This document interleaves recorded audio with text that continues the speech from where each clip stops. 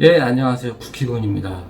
오늘은 오프로드 바이크에 대해서 얘기를 좀 해보려고 합니다. 저도 아직 초보라 많은 걸 알려드린다거나 전문적인 내용을 말씀드릴 수는 없겠지만, 그래도 오프로드에 관해서는 신락 같은 도움 정도는 드릴 수 있지 않겠습니까?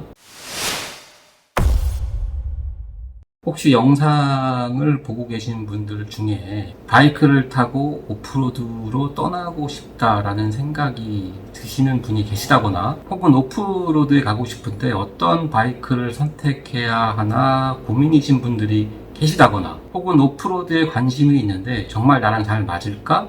라고 고민하시는 분들이 계시다면, 본인이 가지고 있는 바이크로 비단 인도 정도 한번 다녀오시길 추천드립니다. 사실 웬만한 비단 인도 정도는 대부분의 바이크로 무리 없이 다녀올 수 있어요. 알차 빼고. 걔는 미안. 오프로드에 대해서 알기도 전에 이런저런 고민하지 마시고, 오프로드가 끌린다 싶으면 그냥 한번 다녀오세요. 다녀오시고 난 다음에 이 장르는 나랑 좀 잘 맞는 것 같아, 한번 본격적으로 입문을 해보고 싶어 라는 생각이 드신다면 이어서 이 영상을 시청해 주시기 바랍니다. 앞서 말씀드린 것처럼 비단 임도 정도를 생각하신다면 바이크의 기종은 크게 중요하지 않아요. 일반 바이크로도 잘 다닐 수 있거든요. 그냥 타던 거 타고 다니시면 됩니다. 중복 투자할 필요 없는 거죠. 굳이 비단임도 다니면서 GS에 오프로드 타이어 꽂고 이렇게 다닐 필요 없다는 겁니다. 근데 왜 그렇게 타고 다니느냐 아시잖아요. 우리나라는 장비빨이 존나게 중요해요. 오프로드용 바이크는 크게 4가지 정도로 분류할 수 있겠는데요. 첫 번째는 멀티퍼포스 바이크 혹은 어드벤처 바이크라고도 불리는 듀얼 스포츠 바이크, 두 번째는 엔듀로, 세 번째는 모토크로스, 네 번째는 트라이얼. 이렇게 총 4가지 정도로 분류할 수 있습니다. 먼저 듀얼 스포츠 바이크부터 살펴보도록 하겠습니다. 딱 이름만 들어도 감이 오지 않습니까? 이름에서부터 진하게 풍기는 바로 그거, 듀얼. 1+1 하나를 사면 하나를 더 주는. 나이스. 이 바이크는 온로드와 오프로드를 전천후로 다닐 수 있게 설계된 바이크를 말합니다. 이건 좋게 말한 거고요. 나쁘게 얘기하자면 이도저도 아닌 허접대기 바이크가 될 수 있습니다. 미안. 듀얼 바이크는 중량 듀얼과 경량 듀얼로 크게 구분할 수 있는데요. 일부 견해차가 있을 수는 있겠지만 미들급 이하는 경량, 미들급 이상은 중량으로 보는 게 무리가 없을 겁니다. 오프로드에서는 무게가 굉장히 중요한데요. 가벼울수록 험로에 강해요. 즉 중량 듀얼보다 경량 듀얼이 험로를 더 쉽게 주파할 수 있다는 얘기죠. 하지만 중량 듀얼이라고 해서 경량 듀얼보다 험로 주파력이 더 떨어진다는 얘기는 아닙니다. 다만 험로를 주파하는데 조금 더 용이하다, 이렇게 생각하시는 편이 낫겠네요.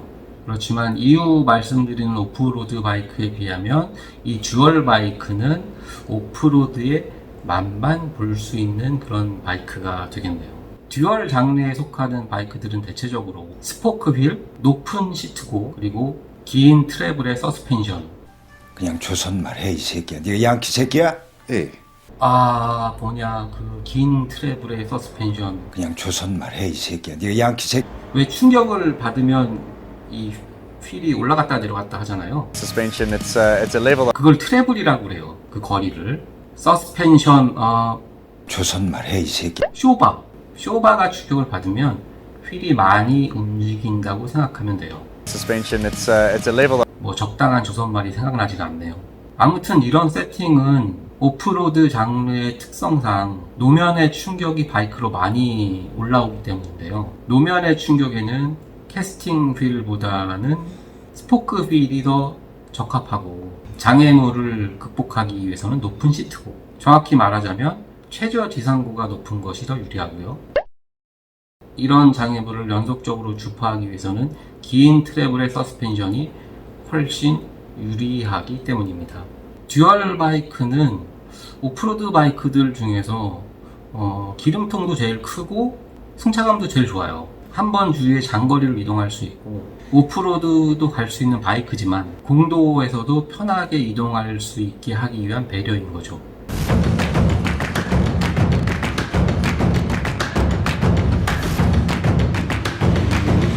혹자는 뭐 이런 것 때문에 듀얼 바이크를 투어러에 비교하기도 하는데요. 뭐 틀린 말은 아닙니다. 듀얼은 전천후, 투어러. 캠핑도 가고 오프로드도 가고 지린다. 듀얼 바이크는 임도 수준의 오프로드 주행에 적합한 바이크입니다. 사실 엔듀로부터가 본격적인 오프로드 바이크죠. 듀얼 바이크에 비해서 바퀴도 크고 시트고도 높고 서스펜션의 트래블도 훨씬 깁니다. 반면에 중량은 훨씬 가볍죠. 대략 100kg 내외입니다. 중량 듀얼의 반도 안 되는 무게라는 거. 이런 스펙을 봤을 때 이 엔듀로는 어마무시한 험로를 주파할 수 있는 바이크다 라는 게 쉽게 짐작이 가시겠죠? 듀얼 바이크로는 상상도 할 수 없는 곳을 다닐 수 있어요.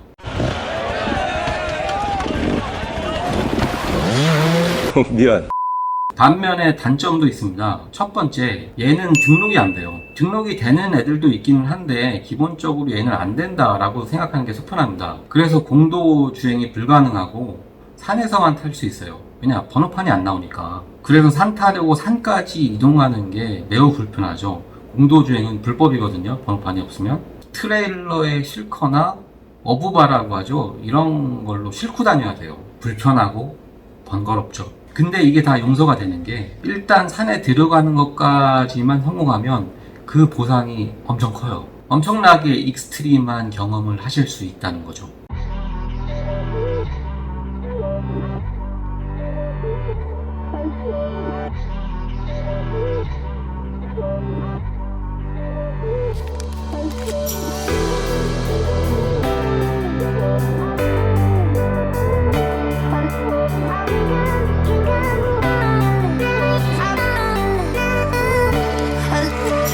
국가에서 인정한 유일한 마약인 산뽕을 맞을 수가 있다는 겁니다. 듀얼 바이크랑은 비교할 수가 없어요. 엔디로가 가는 길은 듀얼 바이크로는 갈 수가 없다는 거.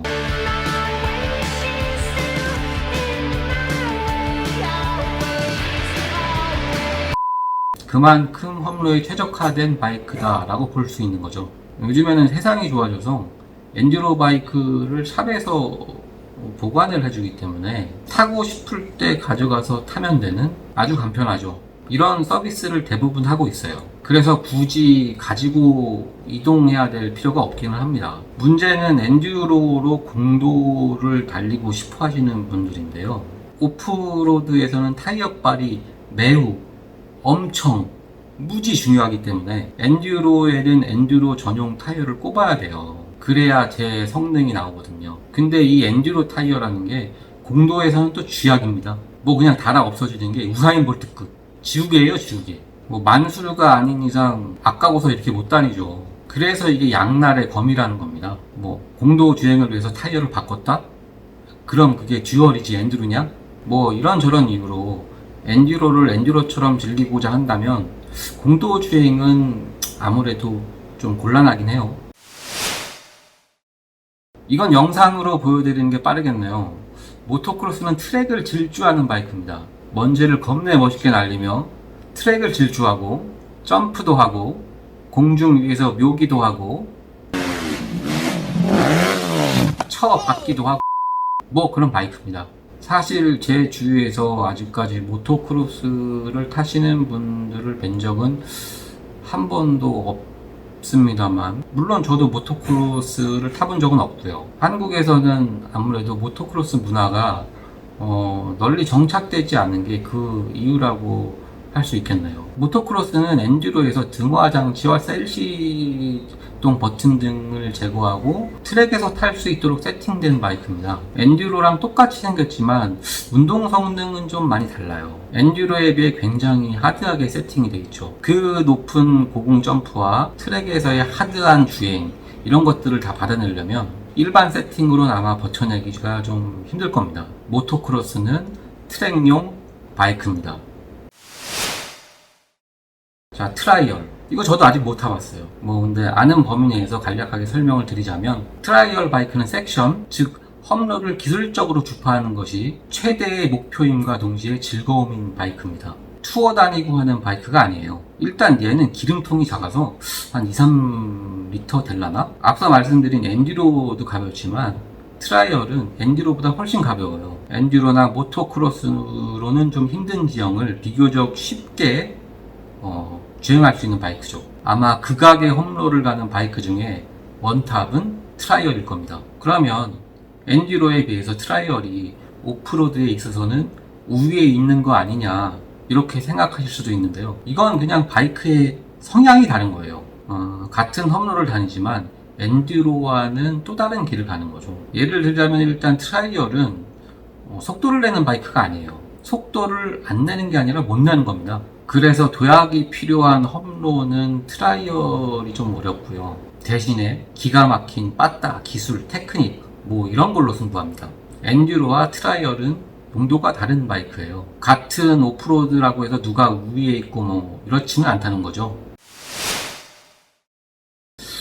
자, 뭐 사실 여기까지 오면 온로드, 오프로드 다 커버치고 엔듀로처럼 극한의 험로도 다니고 뭐 이런 바이크는 없을까? 이런 고민 하실 수도 있을 겁니다. 오프로드 입문한 사람 치고 이 고민 안 해본 사람 아마 없을 거예요. 정말 진정한 올라운드 플레이어를 누구나 꿈꾸죠. 오프로드인이라면 말입니다.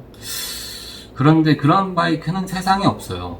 어느 부분이 뛰어나다면 어느 부분은 희생해야 될 부분이 분명히 존재한다는 겁니다. 세상 일이라는 게 뭐 다 그런 거잖아요. 결국은 내가 가고 싶은 길에 가장 적합한 바이크를 선택하는 거, 그게 가장 좋은 선택인 거죠. 아니면 네가 크리스 버치만큼 잘 타던 정리합니다. 나는 비단 인도만 탈 거다. 그냥 아무 바이크나 사세요. 그럼 됩니다. 나는 살짝 빡센 인도까지는 타고 싶은데 공도 주행도 포기할 수 없다. 중량 듀얼로 가시면 돼요. 훨씬 빡센 인도를 타기 위해 어느 정도는 공도 주행을 포기할 수 있다. 경량 듀얼로 가시면 됩니다. 난 오프로드를 위해 공도를 포기할 수 있어. 엔듀로 사세요. 극한의 오프로드를 즐기겠다. 답은 트라이얼입니다. 사실 뭐 이건 선수하실 것도 아니고 해서 선택하실 분이 있으실까 하지만 트랙용이다? 그럼 모토크로스로 가세요.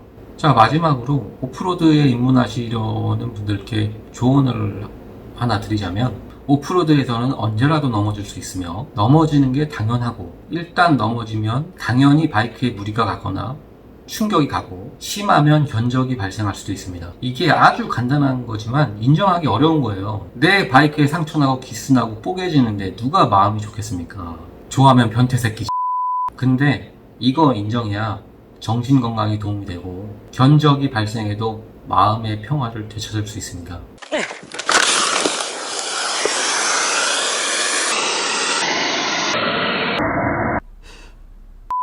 부디 취향에 맞는 바이크를 성공적으로 선택하시고 재미있고 안전하게 즐기시길 바라겠습니다. 감사합니다. 끝.